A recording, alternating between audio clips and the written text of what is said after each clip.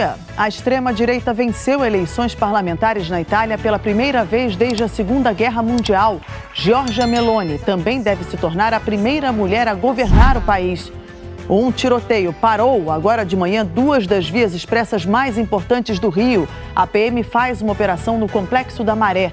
Moradores das favelas também ficaram em pânico. 4 unidades de saúde estão fechadas. Os casos e as internações por influenza A em São Paulo tiveram um aumento incomum para essa época do ano. Os médicos reforçam a importância da vacinação contra a gripe. O Brasil entra na reta final para as eleições e uma reportagem especial vai mostrar como cada um pode exercer a cidadania além do voto. Indicar prioridades, sugerir novas leis. E a tecnologia facilitou. A Agência Espacial Americana faz hoje a tentativa inédita de desviar a trajetória de um asteroide. A colisão será transmitida ao vivo. Hoje é segunda-feira, 26 de setembro. Bom Dia Brasil está começando.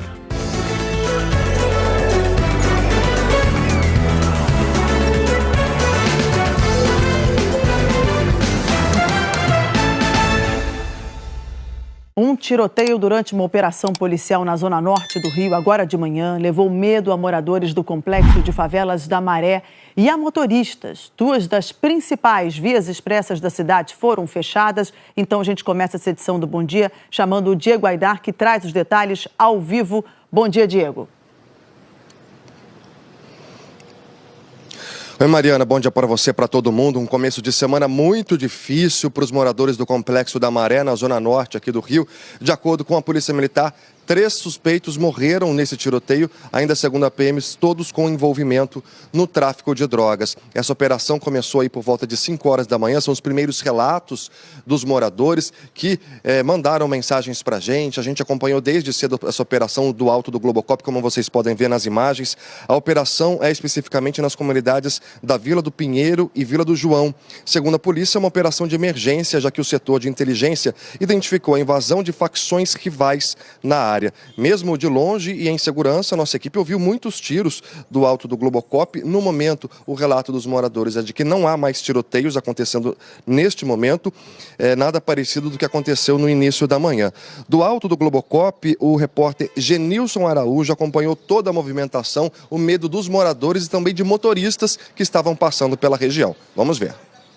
São 7 horas da manhã e a gente vê aqui do Globocop, a linha vermelha nesse momento, ela está interditada na pista sentido centro da cidade, aqui na altura do Complexo da Maré, e a gente vê policiais militares, olha só, a gente vê policiais militares se deslocando aqui a tiroteio nessa região do Complexo da Maré desde cedo e para pavor dos motoristas, muitos inclusive tentam voltar de marcha ré nesse ponto da linha vermelha na altura do Complexo da Maré. É uma situação de muita tensão, há vários carros da Polícia Militar parados aqui nesse trecho do Complexo da Maré, tanto no sentido Baixada quanto no sentido centro do Rio de Janeiro. A gente vê que o acesso nesse momento à linha amarela, o acesso à linha amarela aqui pela linha vermelha foi interditado. O Charles Júnior vai fechar a imagem aí para vocês terem uma ideia. E no centro do vídeo, olha só, a gente tem imagens de veículos da Polícia Militar, os policiais abrigados atrás do carro da PM. Esse carro aí é um carro do Batalhão de Policiamento de Vias Especiais, são 2 veículos, né? Policial deitado no chão, policiais abrigados atrás do carro. O tráfego está interditado nesse momento na linha amarela para quem sai da linha vermelha em direção à Barra da Tijuca. Os motoristas não passam por aqui, é sempre um momento de muito risco e desde cedo a situação é de extrema tensão. Uma situação complexa e complicadíssima nesse momento aqui. A gente está vendo que essas pessoas aí que desembarcaram dos veículos, né? Olha só como é que as pessoas estão fazendo, rastejando, buscando a proteção da mureta lateral, gente que saiu do carro. O tráfego está interditado nesse momento nos 2 sentidos da linha vermelha, aqui na altura do Complexo da Maré. Os passageiros desse ônibus, alguns chegaram a desembarcar, olha só, chegaram a desembarcar justamente para buscar proteção na mureta lateral, né? Você imagine, você está dentro de um ônibus, né? Ônibus cheio, ônibus lotado, e esse ônibus aí, ele sai do centro e vai para a Baixada Fluminense, muita gente tentando retornar para casa na Baixada Fluminense, após o trabalho no centro do Rio, e a gente vê essa cena aí, olha. E, ironicamente, o que a gente vê ali na placa, ali junto à mureta lateral, é a palavra paz. É uma ironia para um Rio de Janeiro que vive esse estado de coisas.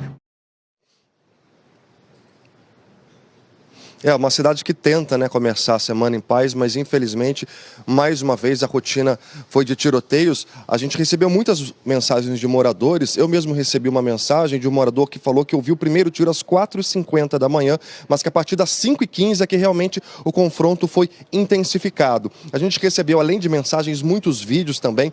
Um deles mostra um grupo de meninas ali numa calçada, elas acuadas ali no meio daquele tiroteio todo, enquanto a polícia ia entrando com armas, né, fazendo toda aquela operação.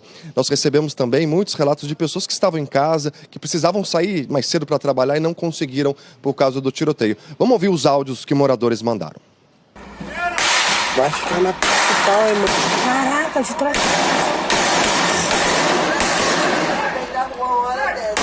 A mãe não sabe nem, talvez nem onde é que tá. Nossas crianças tudo acordam, já desesperadas, já nervosas, ninguém fique bem. Um rastro de sangue na favela, muita gente ferida. Toda operação é esse atrapalho, toda operação é esse descuido, esse desleixo. Isso é revoltante. É como se o favelado não tivesse direito à vida.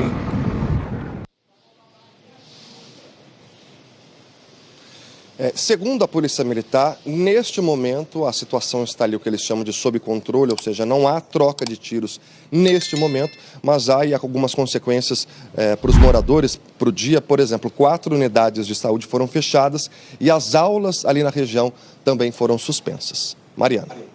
Obrigada, Diego. Cenas que se repetem no Rio de Janeiro, infelizmente. São Paulo registrou aumento nos casos de gripe nas últimas semanas, uma alta que é atípica para essa época do ano. Vou conversar com o Rodrigo Bocardi em São Paulo. Rodrigo, bom dia para você. Oi, Mariana, bom dia a todos. É um aumento puxado pela influenza A, que é um dos tipos de vírus da gripe. Os médicos já perceberam que a sazonalidade da gripe está mudando, viu? E com isso a vacina se torna ainda mais importante. Desânimo, falta de apetite, cansaço, dor de garganta. A gripe deixou a Luísa bem para baixo. Criança deitada no sofá sem querer levantar, você já fica meio desesperado, né? Nas últimas semanas, o número de casos positivos para influenza A, um dos vírus da gripe, subiu no estado de São Paulo de 4% para 23%. O que está claro até o momento? Que a sazonalidade da gripe está mudando. Né? Se isso vai continuar diferente daqui para frente ou não, o tempo vai nos dizer. A Fundação Oswaldo Cruz também verificou um aumento de casos do vírus da gripe aqui na cidade de São Paulo. O último boletim da Fiocruz mostra que entre agosto e setembro, a influenza A representava 20% dos casos de síndrome respiratória aguda. No boletim anterior, esse mesmo indicador era de apenas 3%. As internações também vêm aumentando. No estado de São Paulo, de 31 de julho a 20 de agosto, foram 27 internações. Entre os dias 21 de agosto e 10 de setembro, foram 72, um aumento de 166%. Neste pronto-socorro infantil, a procura por atendimento também cresceu do mês passado para cá. Os principais sintomas que a gente tem visto são tosse, congestão nasal e febre, né? O influenza muitas vezes uma febre alta.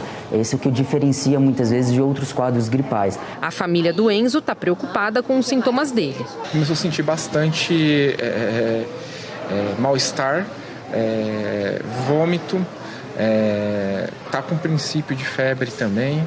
Os cuidados para evitar a gripe são simples. A recomendação é lavar as mãos com frequência e usar máscaras sempre que alguém apresentar algum sintoma. Continua sendo observado um predomínio do influenza A H3N2, o mesmo aquele do final do ano passado, e que a vacina da gripe desse ano já é própria para ele. Então, quem ainda não se vacinou, né, perdeu ali a campanha inicial, não deixe para depois, especialmente agora que a gente está observando esse aumento. Por quê? A vacina da gripe é justamente para diminuir o risco de hospitalização e óbito. Segundo a Fiocruz, por enquanto, esse aumento no número de casos de influenza A ocorre apenas no estado de São Paulo. Mariana. Obrigada, Rodrigo. Variação grande de temperatura também que a gente viu nas últimas semanas, né? Fica frio, fica quente, tem que ter muita saúde. Então vamos ver a previsão do tempo com o Marcelo Pereira. Tem chuva prevista para praticamente todo o país, Marcelo. Bom dia. Oi, Mariana, bom dia para você. Pois é, chuva que é muito bem-vinda para os estados aí que estão enfrentando as queimadas e também a seca, né? Oi, pessoal, bom dia para vocês também. No centro-norte do país vai esquentar bastante ao longo do dia e à tarde, por causa da umidade, os temporais podem apertar. No centro-sul, a chuva pode se antecipar e cair já agora pela manhã. É o que já aconteceu e está acontecendo em São Paulo. Na capital paulista, essa chuva apertou nas primeiras horas do dia, agora chove mais. Ela deu uma aliviada ali umas 7, 8 da manhã e agora voltou de novo. Mas existe o alerta para temporal aqui, imagens ao vivo da Zona Sul. E não só para a capital paulista, mas também para Bonito, Mato Grosso do Sul, hoje com 40 milímetros, vale também para o norte do Paraná, sul do Rio, sul de Minas e pegando todo o sul aqui de Mato Grosso do Sul.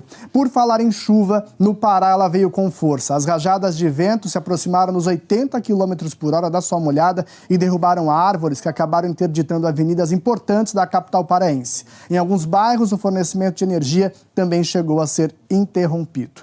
E chuva que se espalha por quase todo o país, por isso nosso mapa está todinho na cor em verde. No norte é mais à tarde. Aqui pegando parte do centro-oeste, Mato Grosso do Sul, de São Paulo até o Rio Grande do Sul, por conta de um cavado. São as ondas de vento lá no céu que estão trazendo nuvens bastante carregadas para cá. Inclusive São Paulo e Campo Grande, o efeito primavera começa a dar as caras, pessoal. Chove a semana toda e as temperaturas ficam amenas, na casa dos 23, 24 graus, caindo aos 18 aqui em São Paulo na quarta-feira. Só que em muitas capitais o calorão vem antes da chuva e, de qualquer forma, o guarda-chuva vai ser o melhor amigo.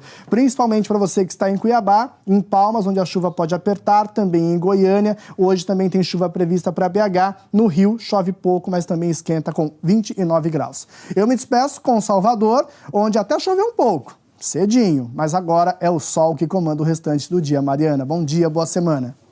Boa semana, Marcelo, obrigada. E o presidente das Filipinas sobrevoou hoje áreas do país atingidas pelo tufão Noru, que provocou inundações, deixou milhões de pessoas sem eletricidade. 5 socorristas morreram em meio a operações de resgate. Eles foram carregados pela enxurrada no norte da capital, Manila. Pelo menos 74 mil pessoas foram retiradas da trajetória prevista da tempestade. O tufão tocou o solo no país como um super tufão, provocando ventos de até 240 quilômetros por hora, mas perdeu força à medida que avançou pelo território. O Brasil entra na última semana de campanha para as eleições. 156 milhões de eleitores estão aptos a votar no próximo domingo. Vamos a Brasília com o Fábio William. Fábio, faltam apenas 6 dias. Cada voto é importante para decidir o futuro do país. Bom dia para você. Muitíssimo importante, viu, Mariana? Bom dia para você, para todo mundo ligado no Bom Dia Brasil. Estamos aí na reta final para o primeiro turno das eleições 2022. E nós fomos às ruas para saber do eleitor o que significa para ele o ato de votar. Já parou para pensar o que é o voto, a eleição para você? O ato de votar é o que mantém a nossa democracia. Eu tenho quase 70 anos, quando Deus me der saúde, eu vou continuar votando. E na idade da dona Helenice de Salvador, o voto é facultativo, assim como para o jovem Mylon de Brasília, que nem fez 18 anos. A gente está aqui para ajudar, a gente quer falar, a gente quer participar. Na urna, nessa ordem, cada eleitor terá a chance de escolher deputado federal, estadual ou distrital, no caso de Brasília, senador, governador. O último voto é para presidente. Por isso, chamamos de eleições gerais, definidas assim pelo Pedro, de Recife. É a oportunidade de escolher quem nos representa. E vividas assim pelo Isan. Sou de fora do estado, mas fiz questão de regularizar meu título direitinho para votar esse ano. E o TSE incentiva a levar a famosa cola, o papel com os números dos candidatos. Facilita a votação, reduz a fila. Para o Pedro, de Belo Horizonte, mais importante que isso é... estudar a fundo os candidatos que estão aí para a gente. A expectativa é que a população seja consciente no voto, né? Escolha muito bem quem vai votar, pautando seu voto com base não só no achismo ou no sentimento, mas sim realmente com pensar em quem votar, né? Pensar nas propostas. Entre os mais de 156 milhões de eleitores está a Ivaneide, de São Paulo, e sua reflexão. Tem que votar consciente para poder cobrar depois. Se é um direito constitucionalmente garantido, é importante a gente exercer. Os direitos eles foram feitos para serem exercidos. E agora é contagem regressiva. Faltam 6 dias para as eleições. Mesmo quem ainda não fez a biometria vai poder votar normalmente. E dessa vez o horário de votação em todo o país vai obedecer o horário de Brasília. Por isso, em alguns estados onde tem fuso, sessões vão abrir ou fechar mais cedo ou mais tarde, para que o período de votação seja uniformizado. E o resultado deve ser divulgado ainda na noite de domingo, como nas últimas eleições. O nosso futuro depende disso. A gente tem que fazer o nosso papel de eleitor, sim, ir à urna, fazer com todo carinho e consciente de tudo aquilo que você vai digitar ali. Só para reforçar, é bom levar a cola num papel já na ordem que os candidatos aparecem na urna. Então, relembrando, primeiro deputado federal, depois estadual ou distrital, no caso de Brasília, senador, governador e, finalmente, presidente. Mariana? Essa dica é boa, Fábio, facilita muito, são muitos números. Até já.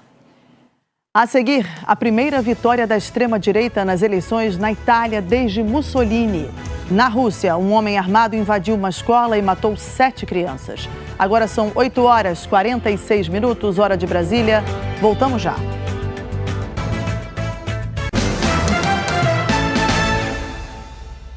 Pela primeira vez desde a Segunda Guerra Mundial, a Itália deve ter um líder de extrema-direita. A aliança liderada por Giorgia Meloni venceu as eleições gerais deste domingo e conquistou a maioria no parlamento. Ela se encaminha também para ser a primeira mulher a governar o país. Veja na reportagem de Ilse Scamparini. A crise e o voto de protesto levaram a Itália para a direita radical. Esta é a avaliação que se faz no país. Giorgia Meloni, do Partido Nacionalista Irmãos da Itália, venceu com mais de 26% dos votos. E com os votos de Silvio Berlusconi, na casa de 8%, e do seu outro aliado, Matteo Salvini, 9%, ela já tem maioria suficiente na Câmara e no Senado. O Partido Democrático de centro-esquerda, que já foi o maior do país, também desiludiu, 19%.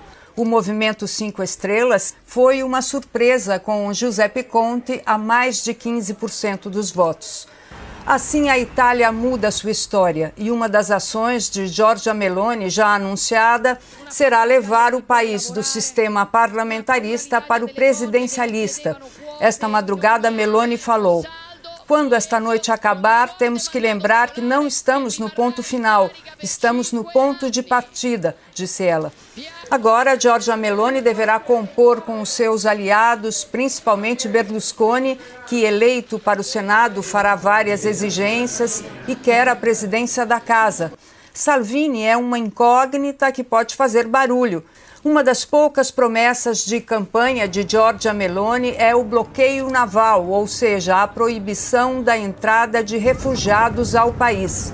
A ex-militante de extrema-direita, durante a campanha, negou a sua ligação com a ideologia fascista, mas o seu partido, Irmãos da Itália, é considerado o herdeiro de alguns ideais de Benito Mussolini. Serão necessários vários dias para a formação do novo governo, com a participação do presidente da República, Sérgio Mattarella. Alguns países da Europa já reagiram à vitória de Giorgia Meloni na Itália. O correspondente Murilo Salviano tem as informações ao vivo. Bom dia, Murilo. Oi, Mariana, bom dia para você, para todos que nos acompanham. A reação mais forte até agora foi do governo francês e veio na forma de alerta. Numa entrevista a uma rádio hoje de manhã, a primeira-ministra Elizabeth Warren disse que não queria comentar a escolha democrática do povo italiano, mas afirmou que a Europa tem certos valores a serem preservados e vai estar vigilante com o que acontece em Roma. Ela citou os direitos humanos, o respeito ao próximo e o acesso das mulheres ao aborto. Líderes de países governados pela extrema-direita, como a Polônia, a Hungria, parabenizaram a vitória de Meloni. Recentemente, ela saiu em defesa de Viktor Orbán, o primeiro-ministro da Hungria, que pode ter os fundos da União Europeia congelados por violação do Estado de Direito. Meloni já falou várias vezes em tirar a Itália da União Europeia e, na reta final da campanha, disse que a Itália, sob a liderança dela, passaria a defender interesses nacionais. Mariana. Obrigada, Murilo. Na Rússia, um tiroteio numa escola matou 13 pessoas e feriu outras 20 hoje de manhã. Um homem armado invadiu a escola na cidade de Izhevsk e abriu fogo contra estudantes, professores e funcionários. Entre os mortos estão 7 crianças. A escola tem cerca de 1.000 alunos e estava lotada. A polícia local afirma que o atirador se matou depois do ataque e que ele usava uma camiseta com a suástica nazista. O governo dos Estados Unidos alertou para consequências catastróficas se a Rússia usar armas nucleares na Ucrânia. Carolina Cimente, ao vivo, tem as informações. Carolina, bom dia para você. Bom dia, Mariana. Bom dia a todos. Pois é, o aviso veio do Conselheiro de Segurança Nacional da Casa Branca. Jake Sullivan disse que o governo americano vai reagir a qualquer indício de uso de arma nuclear na Ucrânia e disse que Moscou foi avisado de maneira privada e com muitos detalhes sobre o que poderia acontecer. A declaração é uma resposta à ameaça do presidente Vladimir Putin sobre mobilizar o arsenal nuclear para defender o território que quer ocupar na Ucrânia. E desde sexta-feira, 4 regiões ucranianas, que representam 15% do país, estão realizando plebiscitos até amanhã sobre serem anexadas à Rússia. Mas os países do Ocidente não reconhecem essas consultas. Putin também ordenou a convocação de 300 mil reservistas extras para o exército, o que tem provocado uma fuga de homens com idade para servir. Só no final de semana, 17 mil russos cruzaram a fronteira com a Finlândia, segundo o governo finlandês, um aumento de 80% em relação à semana anterior. A convocação também gerou protestos pela Rússia e mais de 2.000 pessoas já foram presas. Mariana. Obrigada, Carolina.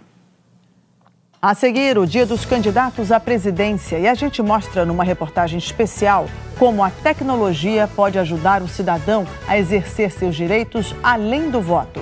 Agora, 8 horas e 56 minutos, hora de Brasília. Voltamos já.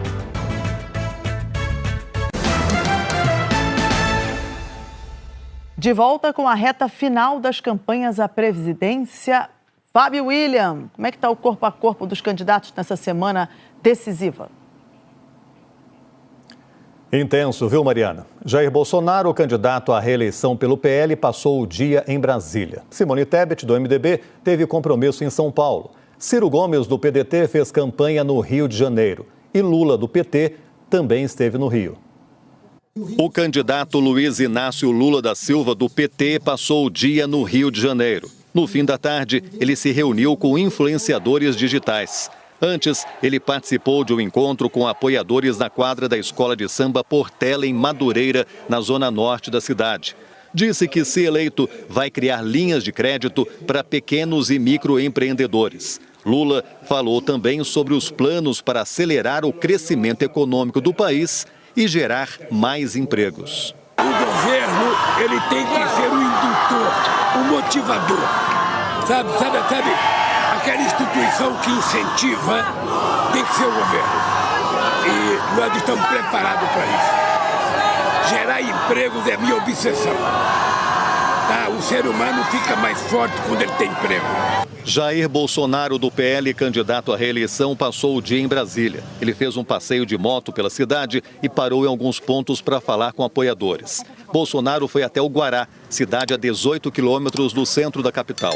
Almoçou numa barraca de frango assado. Depois, seguiu de moto para a Esplanada. parou em frente ao Palácio do Itamaraty, sede do Ministério das Relações Exteriores, conversou e tirou fotos com apoiadores. O candidato não falou sobre programa de governo.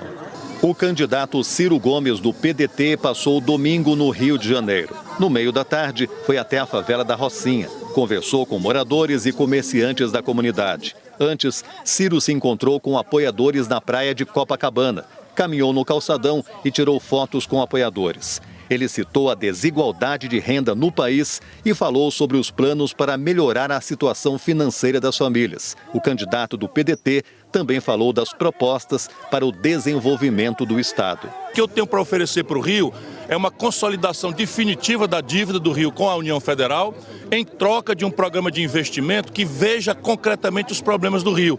Reindustrialização forçada através dos complexos industriais do petróleo, gás, bioenergia, vocação natural do Rio, complexo industrial da saúde, vocação natural do Rio de Janeiro e uma economia criativa. Simone Tebet, do MDB, participou de uma caminhada na zona norte da capital paulista. Num carro de som, falou sobre acabar com a fome no país, reduzir a desigualdade de gênero, incluir as minorias num programa de inclusão social e zerar a fila por creches. A candidata também prometeu acabar com o orçamento secreto. Simone Tebet disse que, se eleita, vai criar 1 milhão de moradias populares em 4 anos e lutar pela igualdade salarial entre homens e mulheres. Eleita presidente da República, o principal e primeiro projeto que nós vamos pautar no Congresso Nacional é a igualdade de salários entre homens e mulheres, porque lamentavelmente no Brasil a mulher que exerce a mesma atividade que o homem recebe 20% menos e se for uma mulher preta recebe até 40% menos. Essa injustiça vai acabar.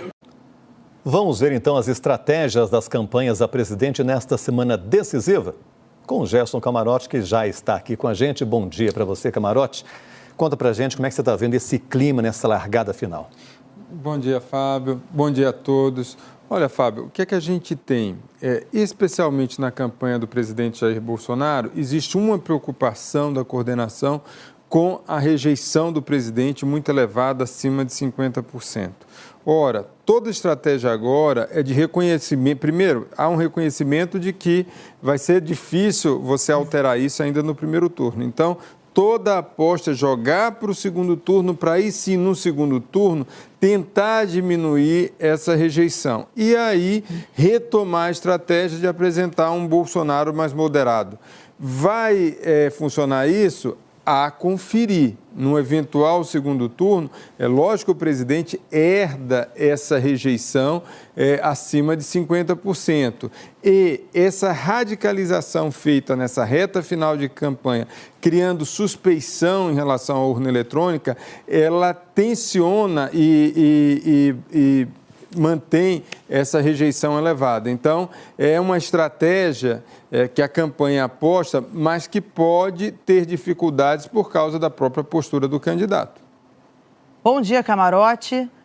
Um movimento que está acirrando os ânimos nas campanhas também é a busca pelo voto útil, né?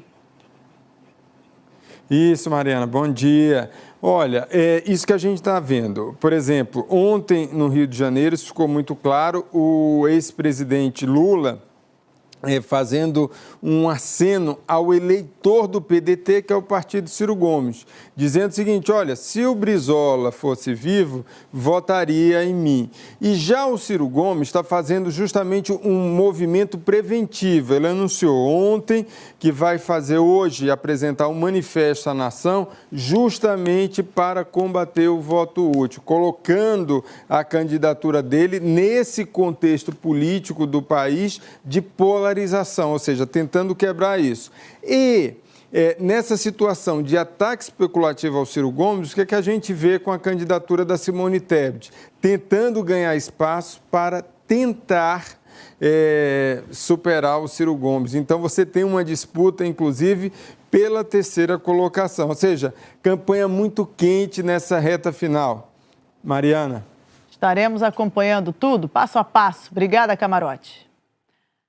O ato de votar é essencial para a democracia, mas a participação da sociedade não precisa terminar aí. O Bom Dia Brasil preparou 2 reportagens mostrando outras maneiras de a população integrar a vida democrática. Agora você vai ver como a tecnologia está ajudando o cidadão a propor mudanças e indicar prioridades.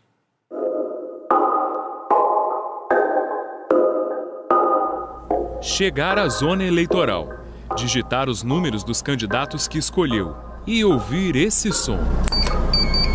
Esse é um ato importante na democracia, mas não precisa ser o único.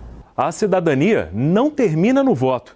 Ele é o primeiro passo. Depois de escolher, o eleitor pode acompanhar, fiscalizar e mais, fazer parte da transformação que ele quer ver acontecer. Indicar prioridades, sugerir novas leis. E a tecnologia facilitou.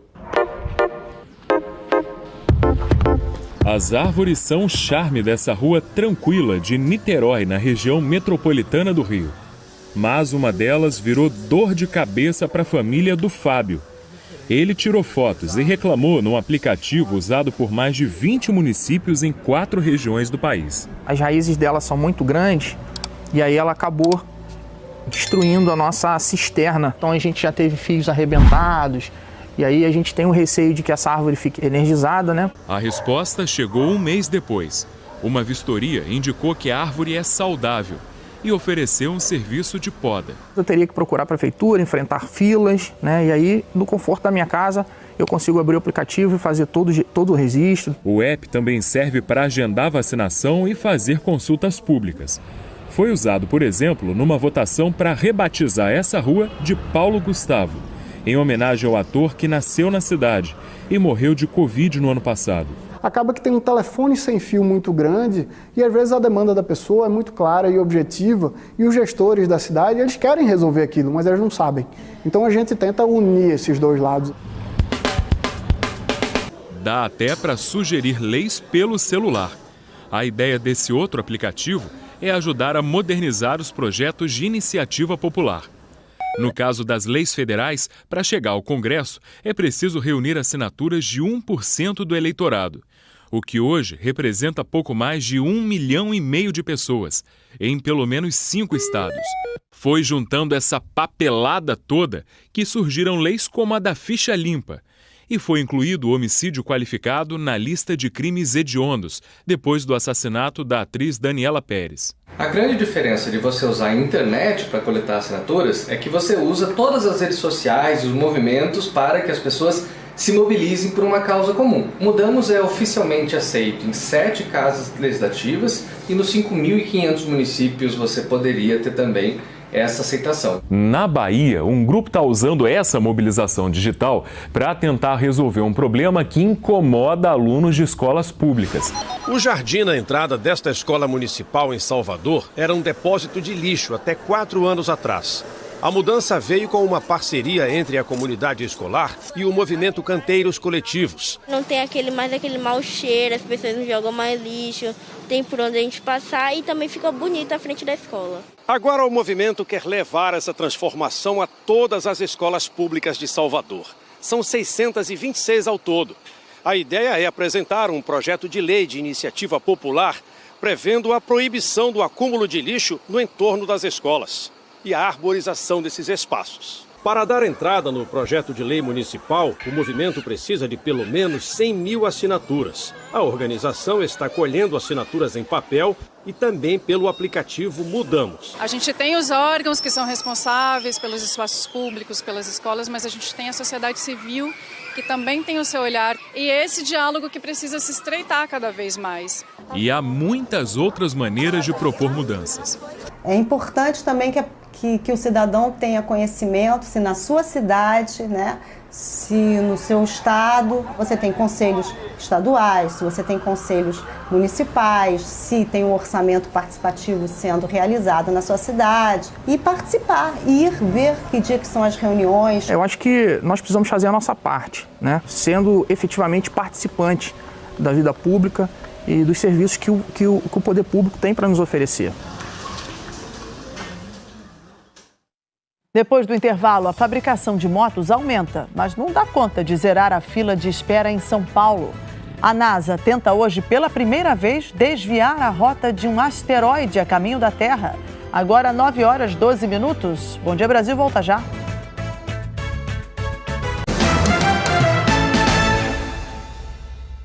A procura por motocicletas está em alta no Brasil. Só no mês passado foram fabricadas quase 150 mil unidades, o melhor agosto para a indústria nos últimos 9 anos.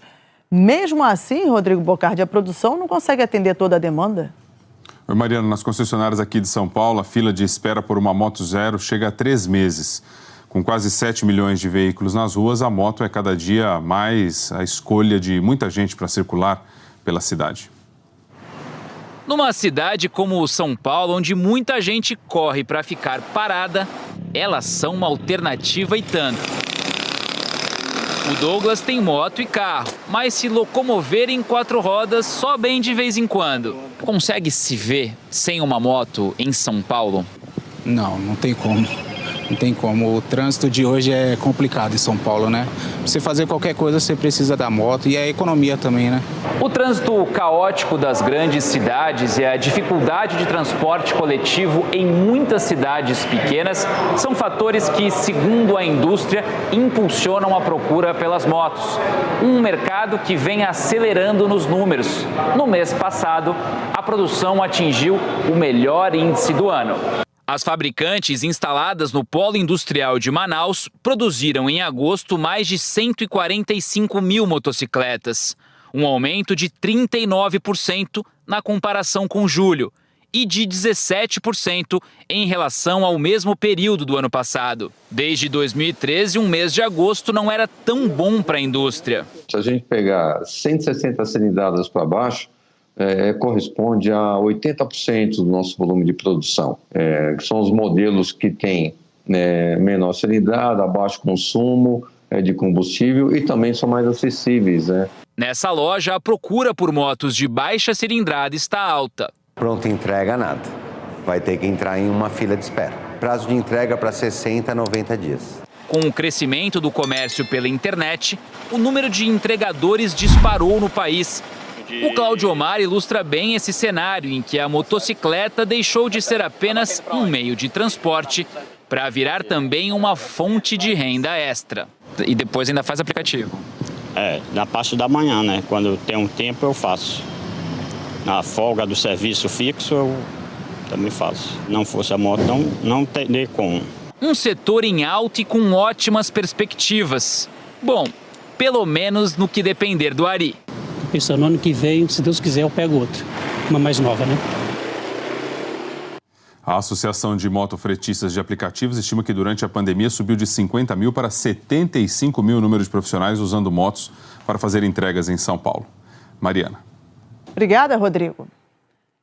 E a Agência Espacial Americana vai fazer uma sonda colidir com um asteroide no espaço hoje à noite. Carolina Cimente de volta. Carolina, o objetivo final é testar defesas contra ameaças ao planeta Terra? Exatamente, Mariana. Olha, o nome da missão é DART, que é uma sigla que em português significa Teste de Redirecionamento de Duplo Asteroide. Ou seja, o objetivo dessa colisão inédita é tentar desviar a rota de um asteroide que esteja vindo em direção à Terra. Desde o lançamento, em novembro passado, a sonda vai percorrer 11 milhões de quilômetros até o meteoro Dimorphos, que tem 160 metros de diâmetro. Com a colisão, espera-se que o asteroide mude a trajetória dele. O choque está previsto para hoje, às 8h14 da noite, do horário de Brasília. A NASA vai registrar a colisão com telescópios, mas a agência já deixou claro que não tem motivo de preocupação agora, porque o Dimorphos não está vindo para cá no momento. É apenas um teste mesmo, mas existem cerca de 25 mil asteroides próximos da Terra que podem eventualmente representar uma ameaça. Mariana. É bom já ir treinando então, né? Obrigada, Carolina. Então, as últimas notícias do Bom Dia Brasil, começando com Rodrigo Bocardi. O prazo de inscrição para o vestibular da FUVEST foi prorrogado até 7 de outubro. Os estudantes também ganharam mais tempo para pagar a taxa de inscrição, agora até dia 10 de outubro. Quem já fez a inscrição e ainda não pagou o boleto poderá gerar outro, com nova data, no site da FUVEST a partir de 29 de setembro.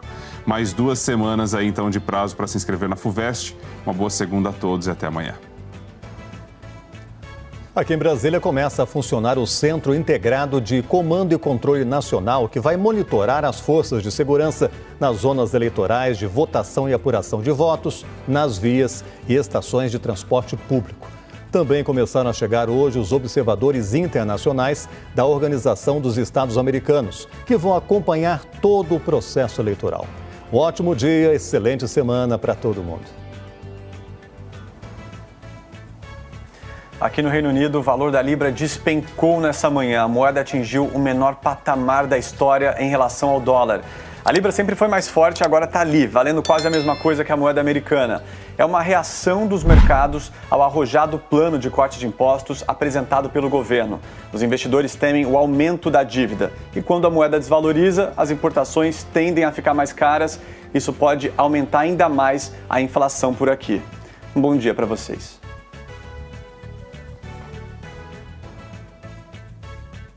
O Centro Nacional de Furacões daqui dos Estados Unidos anunciou que a tempestade Ian ganhou força e agora se tornou um furacão de categoria 1 no Caribe. O fenômeno já provoca ventos de 120 km por hora e as autoridades da Flórida já alertaram os moradores. Mas o furacão deve atingir primeiro a ilha de Cuba.